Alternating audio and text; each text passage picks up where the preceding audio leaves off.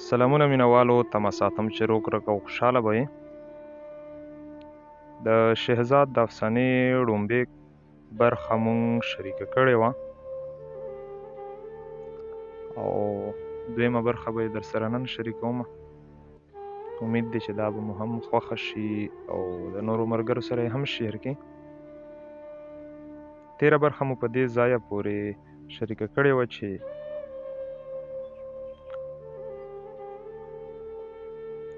زما نه ګیر چاپېره 15 رکشې راتاو شوې او سټاټ به ولاړې وې او هر یو به رکشې والا به ما ته اشاره کوله. زه ډېر ووېرېدم او بل زه په ژوند کې په اول ځل بهر وتی وم. زه خو پلار مور په کور کې او زیات نه زیات په حجره کې رالوی کړی وم. زما دپاره دا هر څه ناشنا وو. هېڅ فیصله مې نه شوه کولی چې په دې کې مې یو امیر صاحب نظر پرېوتو او دا هغه خواله رو رو ورغلم. ما پسې دغه رکشې او دغه ټول هلکان هم د امیر صاحب خواته راغلل. ما امیر صاحب ته د خپلې ناشنایۍ خبره وکړه او ورته مې وویل چې ما د دې خلکو نه خلاص کړه. امیر صاحب وویل چې زه په دې مخامخ بلډینګ کې اوسېږم، زما سره کوارټر دی او ته د هغې تورې ستنې پورې لاړ شه او چې پناه شې بیا ودرېږه. زه درپسې درځم خو د دوی په مخ کې دې زه نشم بوتلی، دا ټول خلک ما پېژني. زه د امیر صاحب په وینا چاک چاک همهغه ځای ته لاړم او د خلکو نه پناه شوم. امیر صاحب یو څو لحظې پس راغی او په دویم چت کې هغه کوارټر ته وختو. ما لږه ساه واخیسته چې زه د دغه سپو نه خو راله الله پاک نجات راکړو. چای مې وڅښلې او بیا مې امیر صاحب ته سرسري خپله کیسه وکړه چې ما له محفوظ ځای وګوره چې د دې جنسي درندو نه په کې پټ پاتې کېږم. امیر صاحب په خندا شو چې د ورځې چکر یې لګوه او شپې له ماله راځه. خو دا ده چې ما به خوشحالي هره شوه. د امیر صاحب نیت صورت ما ته خراب شو او په ما یې لاس وهل شروع کړل.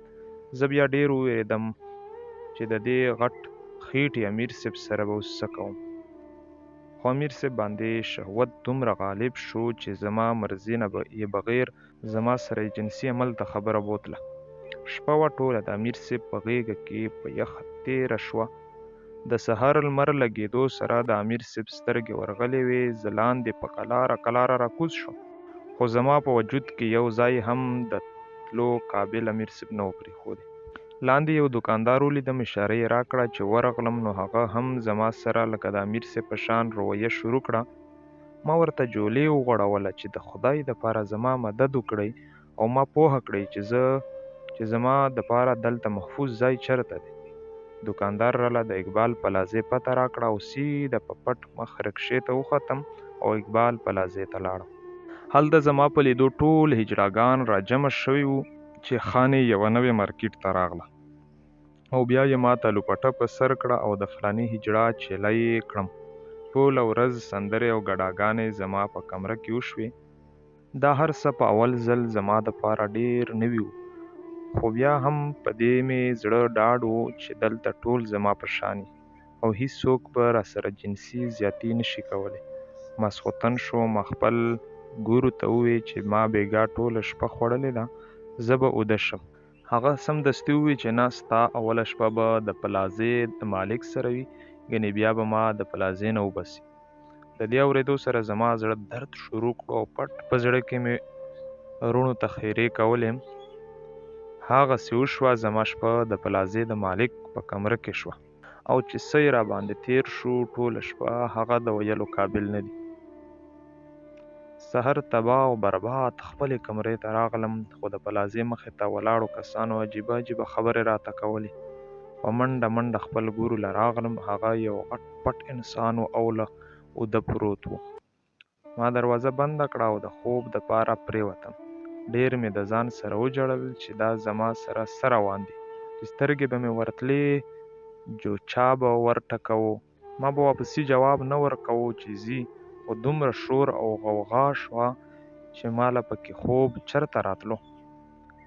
د ور په ټکېدو زما ګورو راویښ شو او ما ته یې غضبناکو سترګو کتل چې کوڼ یې چې د ور دا ټکول نه اورې. وروځه چې څوک دي ماله یې راوله. زه په نازړه ورغلم او یو دوه هلکان را دننه شو او د ګورو نه یې زما ډیمانډ وکړو. زما وجود دردونه کول او بل هېڅ ته هم نه وم جوړ.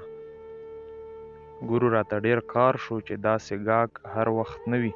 ته نوی یې او دا خلک درنه خبر شوي دي، ګنې بهر ورته زموږ نورې چیلې منتونه کوي، خو د هغوی سره نه ځي. ما فیصله وکړه چې د دې ځایه خو خپې ایستل پکار دي. دا خو ډېر وحشي ماحول دی. د هیچا سره زما د دردونو احساس نشته، خو هر کس زما د ښایست وږی دی او زما سره جنسي درندګي غواړي. ما ګورو ته ووی چې ته دوی کېنوه، زه دادې راځم. هغه 2 جوړه جامې او پیزار وغیره هم هلته پرېښودو. بهر مې ځان څه په شرمولو د خلکو نه خلاص کړو چې دادې راځم او سیده یوې رکشې ته وختم. رکشې والا وی چېرته به ځو؟ ما ورته وی چې ما ته هم پته نشته چې چېرته ځو او خپله سرسري خبره مې ورته وکړه. هغه راته ووی چې ته خو ډېر غلط ځای ته راغلی یې. زه دې ډبګرې ته بوځم، هلته به ستا ښه قدر او عزت وي او هیڅ څوک به در سره زیاتې نشي کولی. زه چار و نوچار د هغه سره ډبګرې ته روان شوم. چې ورسېدم نو هغه زه یو صفا پلیټ ته دننه کړم او هلته یو ډېر ښایسته زما په شان ځوان ناست و. رکشې والا هغه ته ووی چې حاجي صاحب راشي نو دې ورسره میلاو کړه. هلته په ځان هډو پوهه شوی نه وم، اوده شوی وم. چې راپاڅېدم د شپې 10 بجې وې. زما ملګري د ځان په میک اپ لګیا وو. روټۍ راغله، مونږ دواړو وخوړه او بیا یې زه حاجي صاحب له دفتر ته بوتلم. حاجي صاحب جرمني تمانچه اچولې وه، غټ غټ برېت او په سر یې کراکل ټوپۍ په سر وه. هغه ته ما خپله ټوله کیسه او بیا د اقبال پلازي کیسه وکړه چې زه ګوره دې قسم خبرو ته جوړ نه یم. زه ډېر زیات نازک پلار مور لوی کړی یم. حاجي صاحب تسلي راکړه چې داسې به هېڅ قسمه خبره نه وي. ته به ښه د اوچتو خلکو ځایونو ته په قدر ځې چې په هغې کې به د وطن اعلی چارواکي، خانان، نوابان او سرمایه دار خلک وي. ته به تش هلته ګډېږې او د هغې په غېږو کې به کینې راکینې. ته به یوازې هم نه ځې، تا سره به د موسیقي پوره ټیم وي او ستا نور ګډېدونکي ملګري به هم وي. او دا به ته فري نه کوې. دغه خلک به په تاسو بلا روپۍ شیندي، دومره روپۍ چې په راټولولو به دې دا کس ستړی شي او نه به د کار هره شپه وي. دا کله کله وي. ما لږه ساه واخیسته. حاجي صاحب ووی چې په دغه خلکو کې به ډېر خلک تاله د موبایل نمبر هم په جیب کې ږدي او ستا به د اعلی چارواکو سره ښه تعلق جوړ شي. پولیس انتظامیه به ستا تابع وي. دا خبرې زما دپاره نوې وې، خو دستخط مې ورته وکړو. زما زړه په آرام شو. د 6 کالو نه د حاجي صاحب سره یم. ډېر خوشحاله یم او د ډېرو ښو خلکو سره مې تعلق دی. اوس هم د سوات د فلاني خان د حجرې نه راغلو. دا یو ډریور او ګاډی زما دی. ما ورته وی شهزاده چېرته کور ته بیا ورغلې؟ هغه وی او یو ماښام مې مور د ګاونډي کره راغوښتې وه.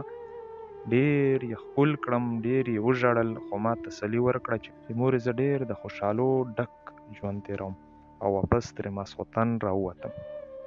شهزاد راته ووی چې ما پرونو د جایداد دعوه هم کوله، خو پوهه وکیلانو راته ووی چې ستا دعوه په قانون کې نه چلیږي.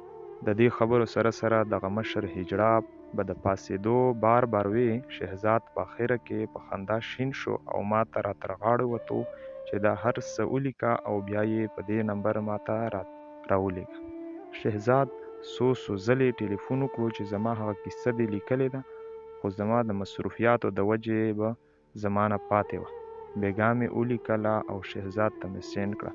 واپسي شکریې دپاره یې ټلیفون وکړو چې دا اوس زه خپلو خویندو او مور ته په څه طریقه رسوم. لیک محمد عالم. دا وه د شهزاد د ژوند حقیقي کیسه. تمه ساتم چې خوښه شوې مې به وي. او څه نه څه زده کړه به مو ترې کړې وي.